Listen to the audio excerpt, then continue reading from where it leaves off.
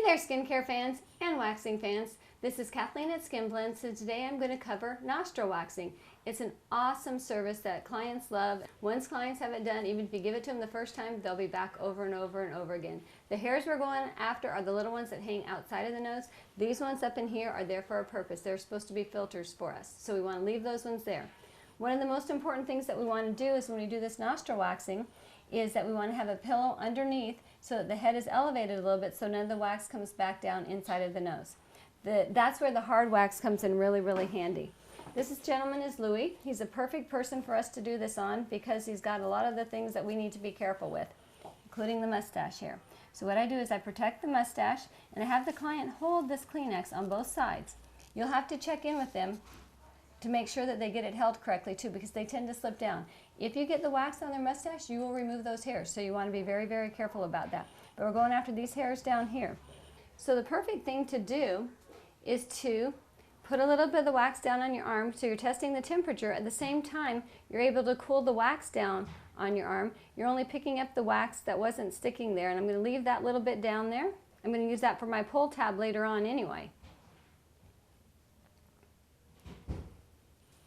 And if I want to, if the wax still feels like it's a little bit too warm, I can tell by the consistency because I've been using this wax for a while. I can lay a little bit on top of here, cool it down till it's the right consistency for me, which is what I want. And then I go down here. He's still got it in the exact right position. Go ahead and breathe, otherwise you're going to have the prettiest nose in the morgue. There we go. People always forget to breathe when they're having this done. It's a little bit of a weird experience. It does not hurt the client. When you pull one hair, it hurts. When we're taking all the hairs like we're going to do out at the same time, it doesn't hurt at all. What I do is I use the stick and make sure that I'm pushing it into those hairs that are down there. And I'm going to do the other side as well. Again, using my stick to make sure I'm adhering it to those hairs.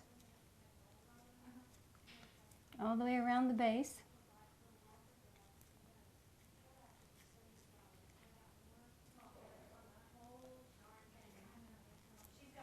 Okay, and then I'm going to add a little bit more wax to it, cooling it down because it's a little bit warmer than what I needed for it to be today, but you go into your business and the client's there and we've got to get going, so that's what we do.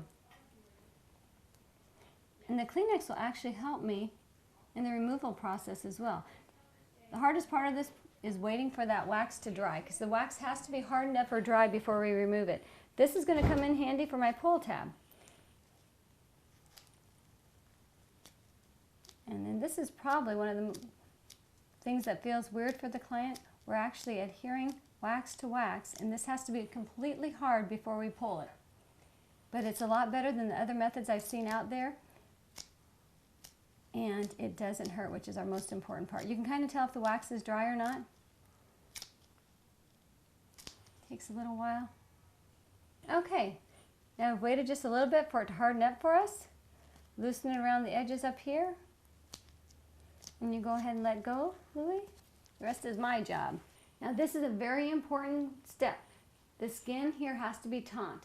You can't hold it and pull at the same time, so you have to tell your client to take their upper lip and put it over their teeth. They won't understand you, so you need to show them. Go like this. Perfect. Then what you do is you tell your client, I'm going to pull on 3, okay? 1, and we're done. Look at all those little annoying nose hairs.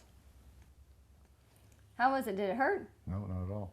It's weird, isn't it? Pulling one hair hurts. I was expecting it to hurt. Yeah, you were a little bit nervous, weren't you? Yes, I was. And I see one little hair over here, and usually after the wax I can usually just kind of pull that one out. But you see the before and after picture. It's wonderful.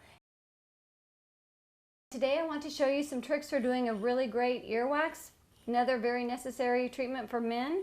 Some women, but more men. I have always covered the hair with towels, but then I get wax on my towels and ruin my towels, so I don't want to do that anymore.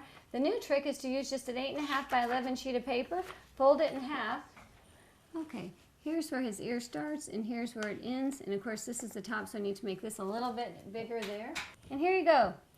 Now if you spill any wax on here, you're not ruining a towel or the client's hair. Of course, my favorite wax to use on ears is the Cirepil Blue Hard Wax. That way if I get any on there, I'm not getting it on a towel, I'm not getting it on I'm not getting it on the client's hair, more importantly. So we're going to get all this little hair off of his ear.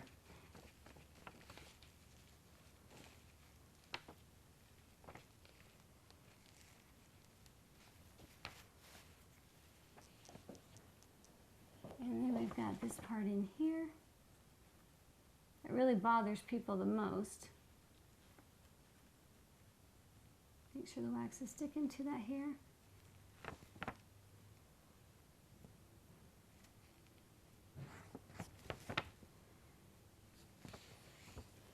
I'm going to make a little pull tab.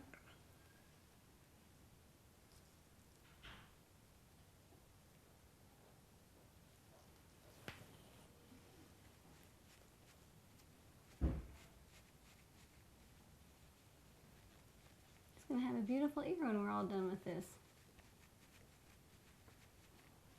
Add on to that area a little bit. By that time this pull tab is ready to go, put that on this area here. Still a little bit soft, that's okay.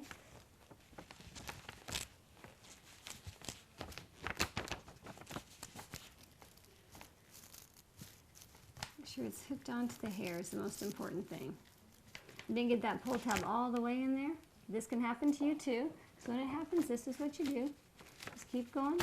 Glove sticks a little bit, no big deal. So the wax is in the hair is what we want. I didn't get the pull tab on it all the way, but we can still make sure that wax is hard. So when we pull it, we get the hair. The whole in. Okay, on the pull tab, did this loosen just a little bit. Messy, but hair's out. That's all that matters in the end of the day. Hold that skin nice and taut, and the hair is gone. Beautiful hair, beautiful ear.